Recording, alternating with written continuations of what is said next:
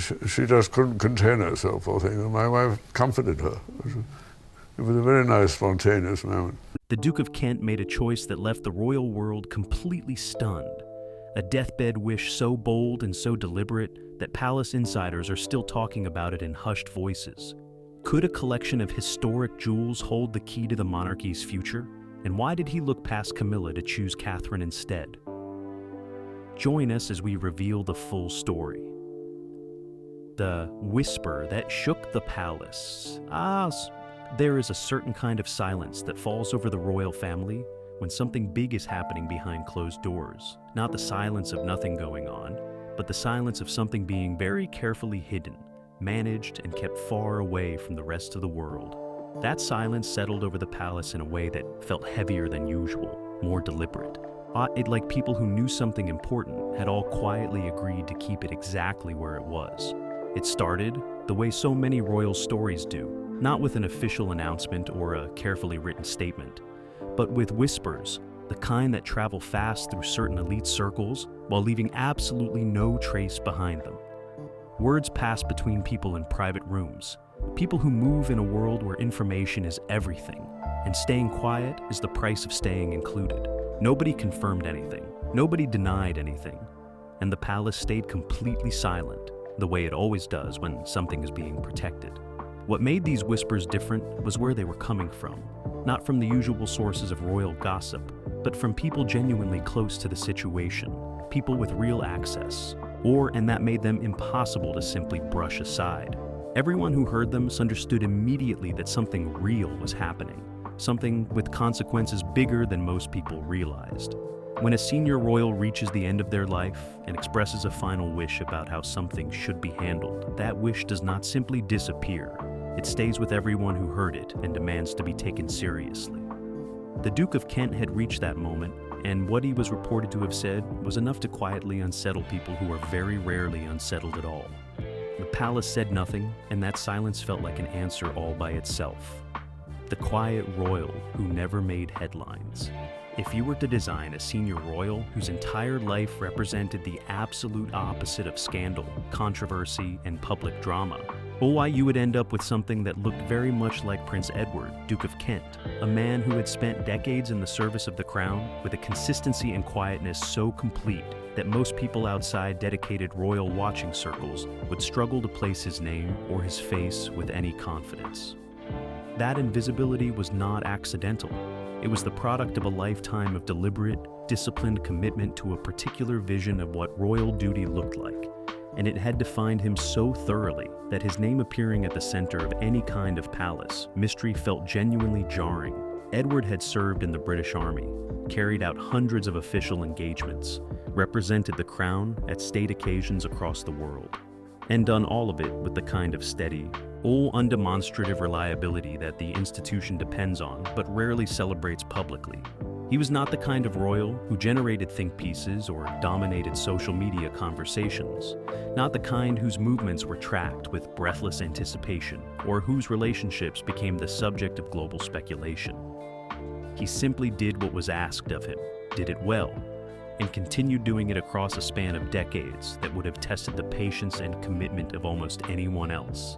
That reputation for reliability and discretion made the whispers surrounding him all the more striking, because the qualities that had kept him out of the headlines for so long were precisely the qualities that made it so difficult to dismiss what was being said about him. This was not a royal with a history of poor judgment or impulsive decisions, not someone whose name had previously been attached to controversy or whose actions had ever given the palace reason for concern. When a man like that does something unexpected, the unexpectedness carries a significance that a similar action from a more volatile figure simply would not. The question that began circulating through the same circles where the original whispers had taken shape was a simple one, but carried enormous weight within it, asking why a man so deeply committed to tradition, so thoroughly shaped by a lifetime of institutional loyalty, would choose the final chapter of his life to say or do something that had the potential to disrupt the careful order he had always upheld. Something had shifted in him, and those closest to the situation believed they understood what had caused it. A loss so profound it changed everything turns out to be the key to understanding why, the Duke of Kent made the most unexpected decision of his life. A death that changed everything. Grief does things to people that nothing else can, loosening the grip of habit and obligation, dissolving the careful structures that ordinary life is built around, and creating a space where questions that have been quietly set aside for years suddenly demand to be answered. For the Duke of Kent, the death of his wife Catherine after decades of marriage appears to have created exactly that kind of space, a period of reflection so deep and so searching that it led him toward a decision that those who thought they knew him well found genuinely difficult to anticipate. Now, my Catherine, Duchess of Kent, had been a remarkable figure in her own right, a woman whose public journey included a very visible and deeply personal conversion to Catholicism, a period of significant health struggles shared with unusual openness for someone in her position, and a warmth that had earned her a level of genuine public affection that went beyond the polite regard typically extended to senior royals. Her marriage to Edward had been long, close, and by all accounts genuinely loving, the kind of partnership that becomes so woven into the fabric of a person's life that its absence reshapes everything around it. When she died, Edward was left not just with the ordinary devastation of losing a long-term partner, but with the particular weight that comes from reaching the final stage of life and looking back across everything that has been accumulated, everything that has been built, and everything that must eventually be passed on or let go. That process of reckoning is one that most people navigate privately. But for a man in Edward's position, the decisions made during that reckoning had implications that extended far beyond the personal, touching on history, dynasty, and the future direction of an institution that is always, in some sense, about legacy.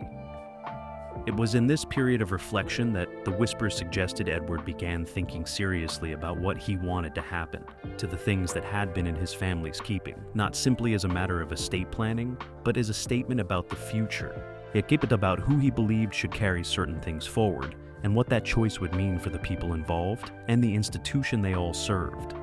The weight of that decision was not lost on anyone who understood what was actually at stake, because the objects at the center of his deliberations were not simply valuable or historically significant. They were the kind of things that dynasties are built around, and the true scale of what the Kent family has quietly held onto for generations turns out to be far more extraordinary than most people ever knew.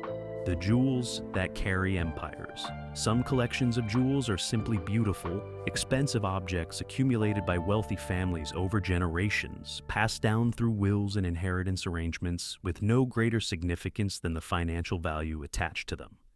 The Kent jewel collection is not that kind of collection, and anyone who has studied it closely understands immediately that what the family has held onto across the decades is something far more loaded, far more historically significant, and far more symbolically powerful than a simple accumulation of valuable objects. The collection traces its roots back through generations of European royalty, gathering pieces along the way that carry the fingerprints of empires, dynasties, and royal houses that no longer exist in any meaningful political sense, but whose legacy continues to echo through the families that inherited what they left behind. Each major piece in the collection is not simply a jewel, but a document, a physical record of alliances made, thrones held, and power exercised across centuries of European history. And that history gives the collection a weight that its monetary value alone cannot fully capture. For the Kent family specifically, the collection represented something deeply personal as well as historically significant. A tangible connection to a lineage that stretched back across some of the most dramatic and consequential periods in royal history. These were not pieces acquired through modern wealth or contemporary patronage, but objects that had survived wars, revolutions, and the collapse of entire royal houses, passing from hand to hand through some of the most turbulent chapters in European history before arriving in the Kent family's keeping. The sheer scale of the collection's worth, both financially and historically, meant that decisions about its future were never going to be simple or straightforward. Because every choice about where a piece went and who wore it next carried implications that rippled outward far beyond the personal. In royal circles, jewels are never just jewels. They are statements, they are signals, and they are markers of where power and trust and dynastic favor currently reside. To give a piece of this collection to someone is to say something publicly, even if no words are ever spoken, even if no announcement is ever made, because the people who understand what the pieces mean will understand the message immediately, reading it clearly in the choice itself, without needing anyone to explain it. That was precisely what made the Duke of Kent's reported intentions so significant, and so quietly explosive within the circles where such things are understood and discussed. All because the control of these jewels carried meaning that went far deeper than money or sentiment could explain.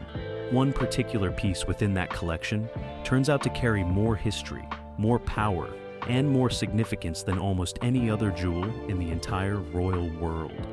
The Cambridge Sapphire Secret. There are certain jewels in the royal world that exist on a completely different level from everything around them. Pieces so deeply woven into the history of monarchy that they carry an almost mythical quality. Objects that feel less like accessories and more like artifacts. Physical connections to a past so distant and so dramatic that holding them means holding a piece of history itself. The Cambridge Sapphire Suite is exactly that kind of jewel. And its story is one of the most extraordinary in the entire history of royal adornment. The suite traces its origins back through a lineage of royal ownership so long and so distinguished that following it feels like walking backward through centuries of European history, passing through the hands of queens and empresses and aristocratic women of enormous influence before eventually finding its way into the Kent collection.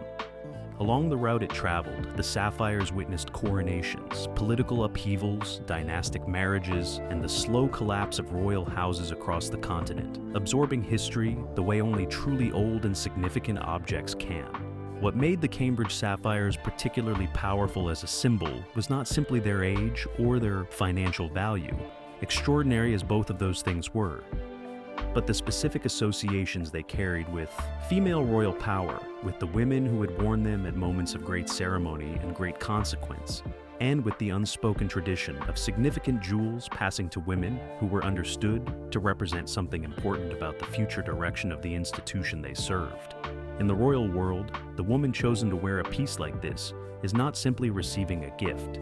She is being positioned, being identified as someone who carries the trust and the favor of those who held it before, and being marked out in a way that everyone who understands the language of royal jewels will immediately recognize and interpret. The sapphires had always moved towards significance, always ended up around the necks and wrists of women who mattered enormously to the story of monarchy. And that pattern made the question of where they were headed next one of the most quietly charged questions in royal circles. The Duke of Kent's reported intentions around the future of the Cambridge Sapphires sent a current of speculation through exactly those circles, because if the whispers were accurate, the choice he appeared to be making was not the obvious one. Not the choice that straightforward protocol or simple hierarchy would have suggested, but something far more deliberate and far more pointed than that. Somebody unexpected was being considered, and the name that kept surfacing in those conversations turns out to be the one that changes the entire shape of the story. The unexpected name. When the whispers about the Duke of Kent's intentions began to take on more specific shape, when the vague suggestions of something significant being planned started to coalesce around actual details and actual names, the reaction among those who heard them was one of genuine surprise, not because the choice being described was inexplicable or without logic, but because it cut across the expected order of things in a way that nobody had quite anticipated, even those who knew the Duke well and understood his values and his thinking. The name that kept surfacing was Catherine, Princess of Wales, and the suggestion was that the Duke had indicated, in whatever form his final wishes had taken shape, a preference for seeing significant pieces of the Kent collection, potentially including elements of the Cambridge Sapphire Suite, passed toward Catherine rather than toward Camilla, the current queen consort. For anyone familiar with royal protocol and the natural hierarchy of the institution, that preference carried an enormous amount of weight packed into a very small space. Camilla's position as queen consort placed her at the very top of the royal hierarchy beneath the king himself.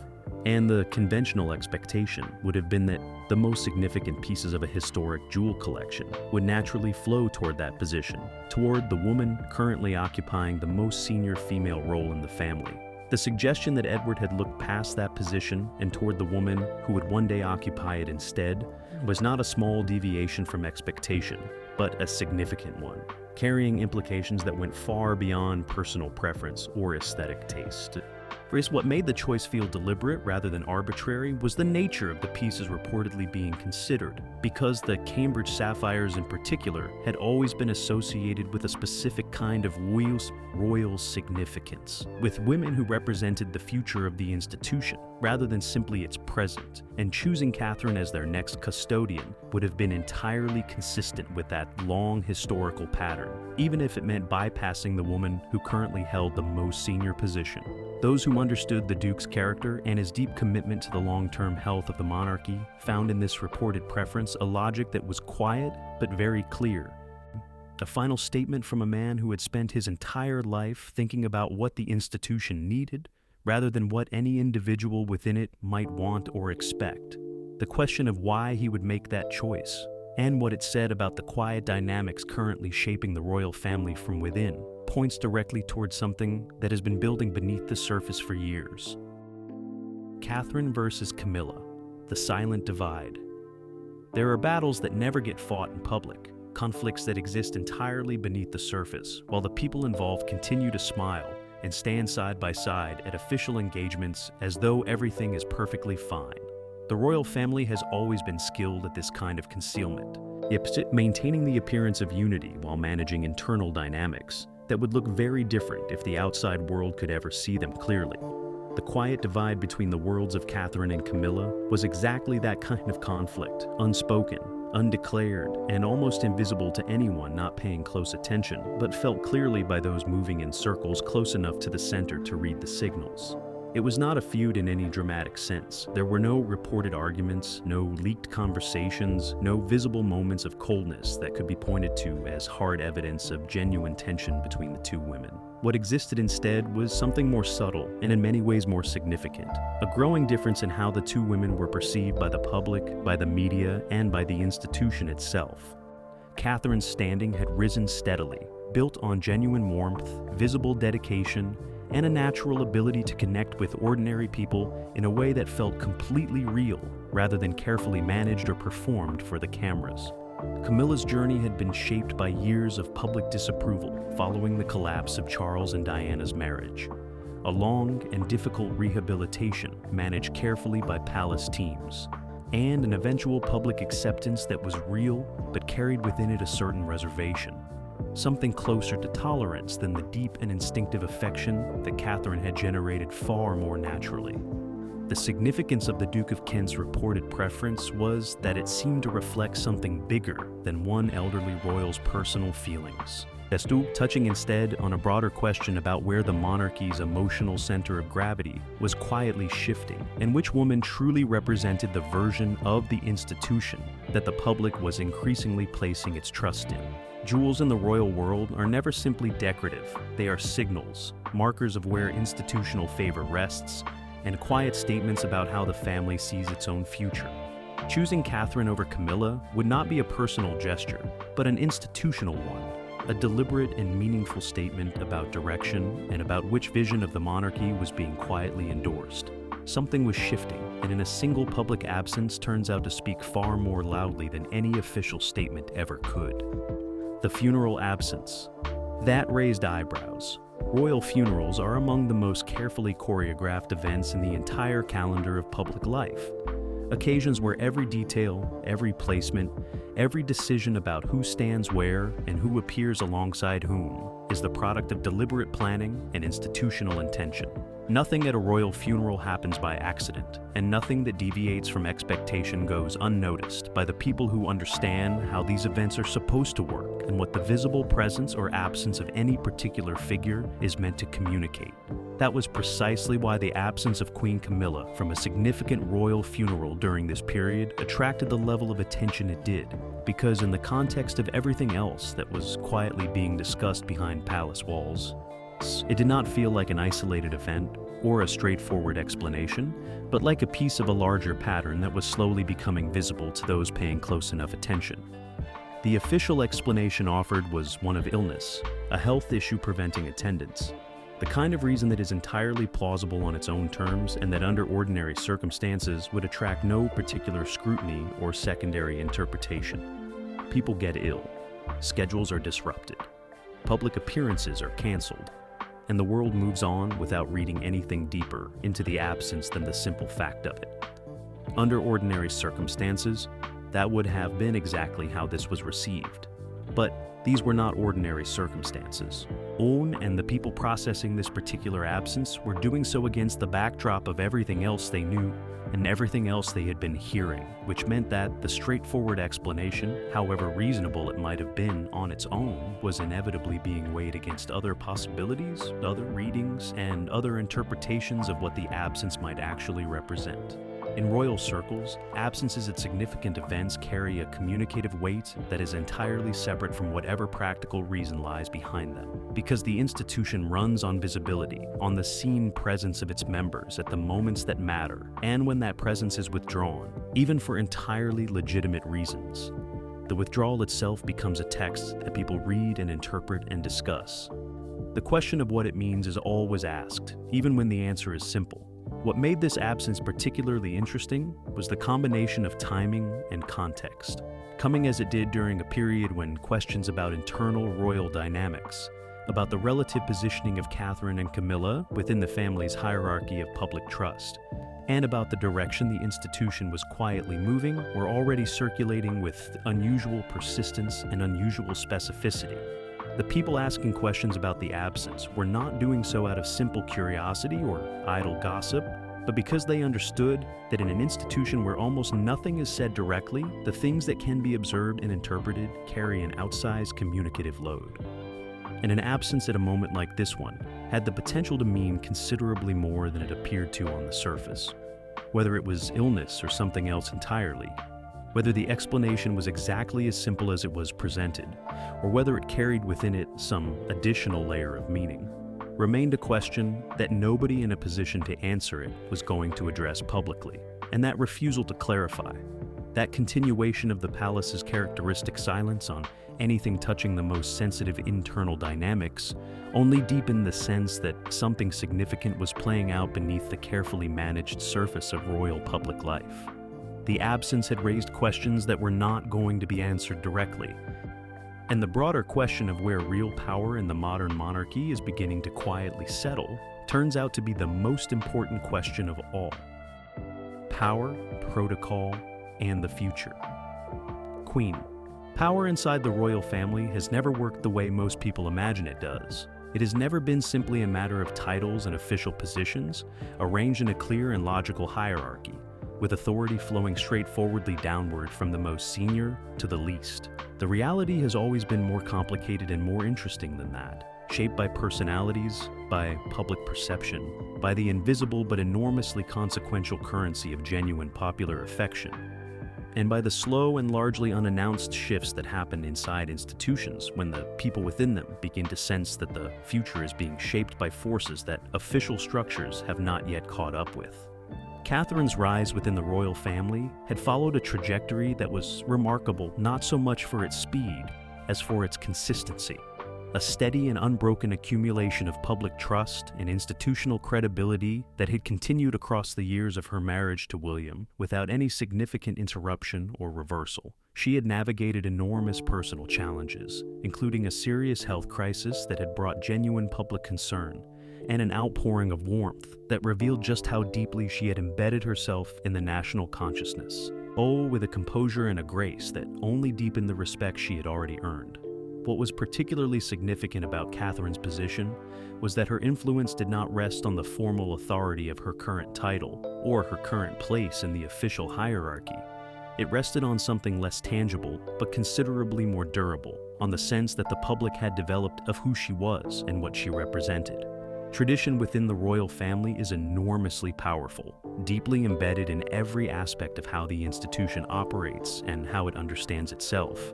But tradition has never been entirely immune to the pressure of public sentiment, especially when that sentiment is as consistent and as clearly expressed as the affection surrounding Catherine had become. Institutions that depend on public goodwill for their continued relevance and authority cannot indefinitely maintain a complete separation between what their internal protocols dictate and what the people who sustain them through their loyalty and their engagement actually feel and believe. The Duke of Kent's reported preference, whatever its precise form and whatever its ultimate consequences, appeared to many observers to be an expression of exactly this tension. A senior royal with a lifetime of institutional experience apparently choosing to align himself not with the formal hierarchy of the present moment, but with the direction he believed the institution was genuinely heading. With the woman who represented its most credible and most trusted face in the eyes of the public, that ultimately gave the whole enterprise its meaning and its purpose. Protocol said one thing, but the quiet, accumulating evidence of where public trust was residing said something different, and the gap between those two things was becoming more visible and more difficult to ignore with each passing month, pointing toward a moment when the distance between official structure and lived reality would have to be acknowledged in some form. The decision that will speak without words. There are decisions made inside powerful institutions that never get announced, never get confirmed, and never get explained to the outside world, yet manage to communicate themselves with absolute clarity to everyone paying attention. Or arriving not through press releases or official statements, but through a single visible moment that says everything that words were never going to say. That is precisely how this particular story is likely to reach its conclusion, not with a palace announcement or a formal acknowledgement of the Duke of Kent's reported wishes, but with a quiet and undeniable moment that renders all further speculation unnecessary. A moment that will be seen by millions and understood instantly by anyone who has been following the threads of this story with any care or attention. The royal family communicates through symbols more fluently than it communicates through language, and the appearance of a significant piece of jewelry on the right person at the right moment carries more institutional meaning than almost anything that could be written in an official statement. Those who understand the collection, who know its history and its significance and the weight of what it represents, will read that moment immediately and completely.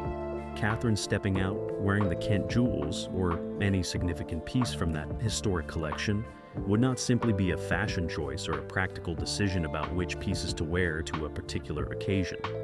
It would be the answer to every question that has been quietly circulating, the confirmation of every whisper, and the clearest possible signal that the Duke of Kent's final wishes had been heard, respected, and acted upon. No words would be needed. No explanation offered, and no official acknowledgement made, because the moment itself would be the statement, visible to the entire world and completely impossible to misread.